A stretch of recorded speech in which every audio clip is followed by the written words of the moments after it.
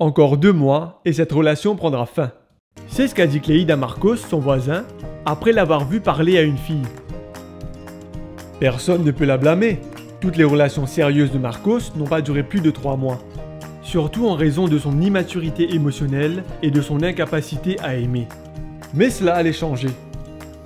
C'était durant une semaine de prière que Marcos a entendu pour la première fois parler du principe « Dieu en premier ». Préoccupez-vous d'abord du royaume de Dieu et de la vie juste qu'il demande, et Dieu vous accordera aussi tout le reste. Ce verset était employé dans un contexte financier, mais Marcos était prêt à l'utiliser dans tous les aspects de sa vie. Il prierait avant de commencer quoi que ce soit, et cela comprenait ses relations amoureuses. Serait-ce bizarre d'inviter Marie à prier avant de sortir avec elle ? Marcos était vraiment hésitant. Que penserait-elle?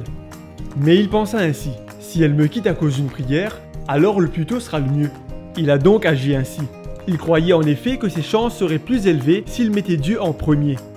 Eh bien, aujourd'hui, cela fait plus de 30 ans que Marcos et Marie sont mariés et ont consacré leur vie à servir Dieu comme missionnaires adventistes dans leur pays et à l'étranger. Dieu nous appelle à le mettre en premier dans tous les aspects de notre vie, incluant nos relations et même nos finances.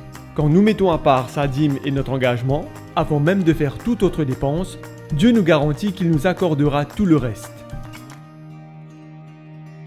Mettons nos désirs en dernier et Dieu en premier.